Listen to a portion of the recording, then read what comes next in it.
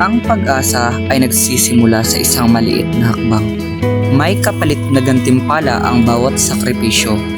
Lagi kong iniisip ang tunay na kahulugan ng pagmamahal at pagsasakripisyo sa pamilya. Paano natin mapapatawad ang ating sarili sa isang pagkakamaling nagdulot ng sakit sa taong mahal natin? Paano natin matutunan ang tunay na kahulugan ng edukasyon?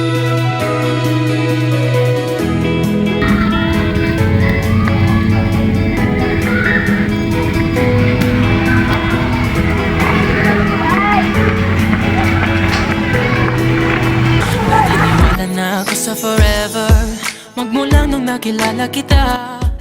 Kaya nga di ako Salam. Ayaw sila. Hindi ka po inalakad na baguhan na ikaw dili. Ay kaya. Boleh si Mark. Nung punto na, di ba si Marita? O sige, una lang ligo.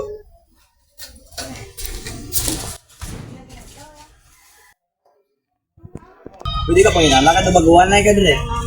Ay kaya. Boleh si Mark. Ay, kadang ko lang ulit ko.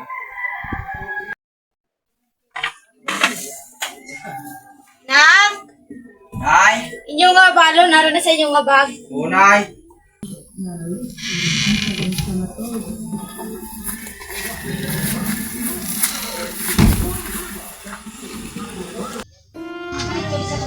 Ari lang inyo nga balon na. Galing kay ugaling yung mga sudan. Okay lang, Nay. Sige lang.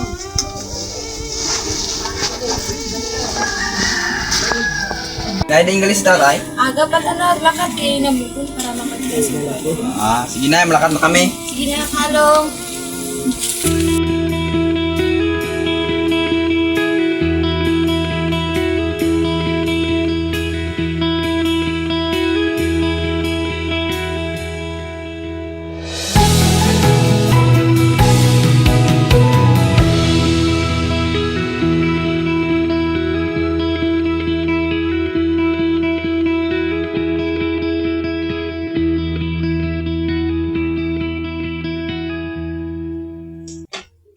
Nay, diving ako.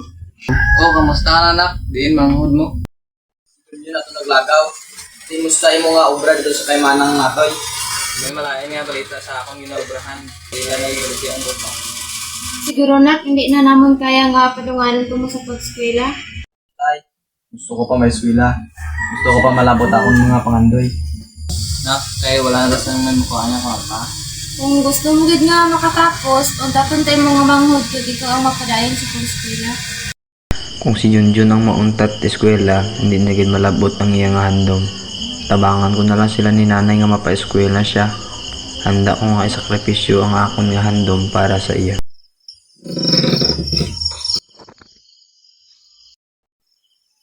Yan.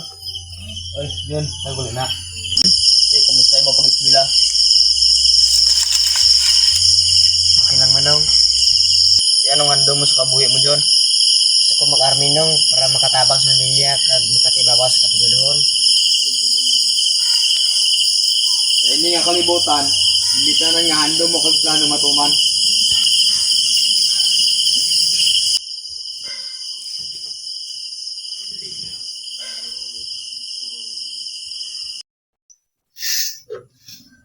Nay, yung aga. Aga Mark, bugnaw ka na gali. Imo nga manghud. Ako, tulog pa. Ay, Nay. Naka-desisyon na gali ko nga si Junjun na lang ako padayon sa eskwela. Ay, mabulig na lang pa tatay sa kupra sa uma. Mark, hindi kita rin naman gusto nga mauntan ka sa pag-eskwela. Galing kay kapigado, grabe sa atin school. Nay, dito. Nung ulit na ko? Hindi pa man. Nung hindi ka maskwila, haw? Hindi kay mauntat ako sa eskwela. Nga ano nga? Ligo na dito, basi malit pa ka. Lakad ako nung, nay. Halong kasadalan na. Okay, nay.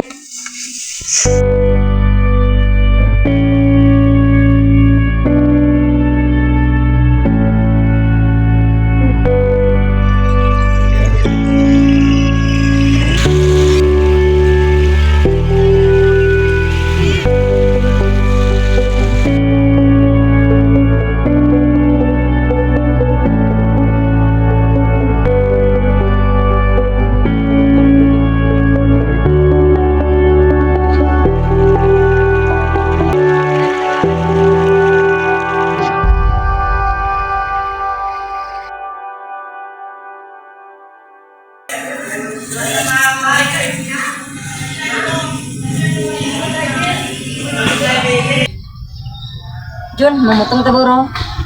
Sige ah. Maalag-lag ta, wala pa man bitaw siya man. Sige, ganda na, Clyde. Di na, hindi ko mga si ma'am, do. Sige, lakata.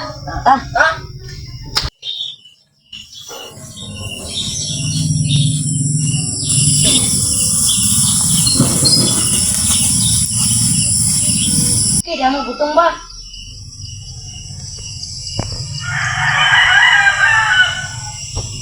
Sino ka?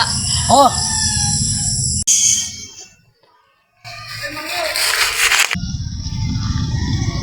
Ada si Tinyo.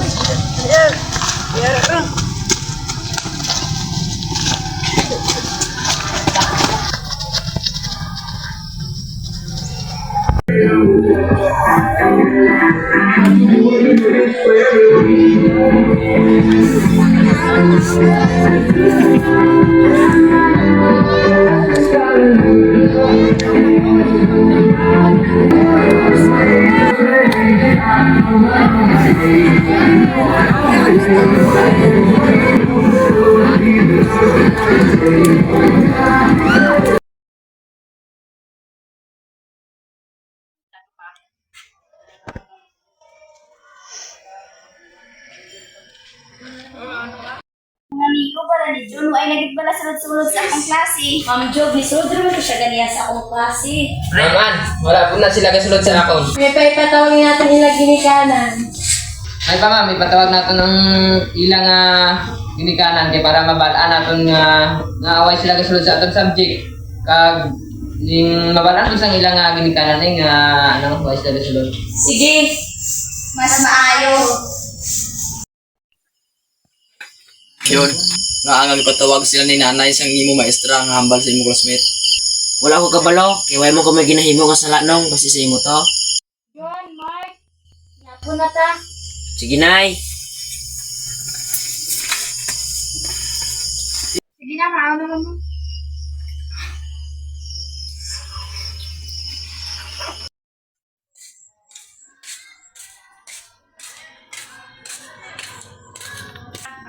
Ma'am. Salot. Ay, ikaw day na, Mark. Dugay na gyud tawa nagkita sukad pagkundang nimo.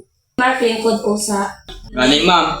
Pero ma'am, angkot ng tanik ko ma'am kung anong himo sala ni John nga ipatawag sila ni nanay kag tatay. Jun, ay nagit bala sunod-sunod sa akong klase. O gani dong nalibong na jud mi kung unsa una mo na siya kapila naman among istoryan wala raman Japon. Sige lang ma'am, kaya ako nakarasira pagabot sa balay. Salamat sa pagpaibalo. Sige, salamat po sa imong pag-ari ni Dong. Nay, tal.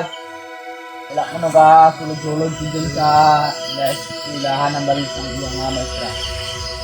Ano na sunod sa utok sa manghod mo sa di na siya kakadto? Sige lang kay balod na nga karon kay ato po naglagaw. Gusto, Nay. Nay. Diyan, kumusta mo nga pag-eskwela? Ano man ako? Ato ko pag natin sa eskwelahan, hindi ko tawag si nanay sa tatay mo maestra. Pero ko itong ginanaw ay kasakin na ako. Hindi na magbinotig John. Kapalo na ako sa imo ginapangimo. Adlaw-adlaw kong alakat sa inyo eskwelahan, wala kagasulod sa ring gagakagto. Sinsya lang, Gignong. Naglagaw ko po itong mga prakada mo. Ay kanami sa imo pwede na mga pangabudlay para may mabalon ka tapos amo lang na ibalos mo. Kabalo ka nga nagundang ko eskwela para makatapos ka. Tapos amo nang ibaylo mo. Sa diya to gulang inahambal mo nga gusto mo mag-army. Matsyag mo makabulig na sa imo ang wala kasulod sa klase. Diin ang John nga mangot ko. Do hindi na ikaw. Mana Mark? Hindi kaya. Amo na nasagsat mo mataasan kay ginaapinan mo. Dako pa naman tani akong pagsalig sa imo nga ikaw ang makapatimawa sa ating katigadon. Pero hindi kali.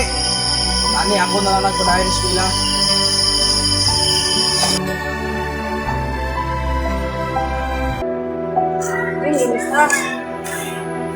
Ano ka? Ano problema mo?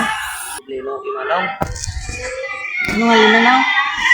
Gusto kong wait na sunod-sunod. Slide. Ano dapat timuon man para patawad ko ni Manong. Yun nga, alam ka po sa kay manong mo. Nong. Tawag na John. Nong, pasensya lang yung sinabuhat ko. Pila to sa akon, basta magtinaram ng ka-eskwela. Sige, Nong. Dahil sa nangyari, Si Jun ay nag-aral na ng mabuti at dahil sa kanyang pagsisikap, naimpluwensahan niya ang kanyang mga barkada na magsipag-aral din. With honors, John Padilla. With honors, Kevin Fernandez. With honors, Clyde Diaz.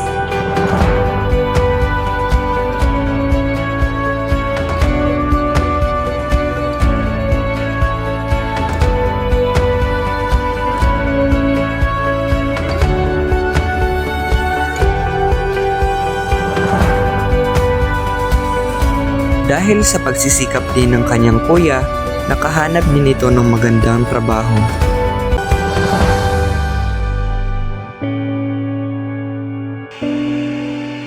Sa gitna ng mga hamon na kinakaharap natin ngayon, mahalaga na tandaan na ang pagmamahal ay walang hanggan. Kahit nasa gitna ng kahirapan, sa pamamagitan ng edukasyon, maaari tayong magkaroon ng mas magandang kinabukasan.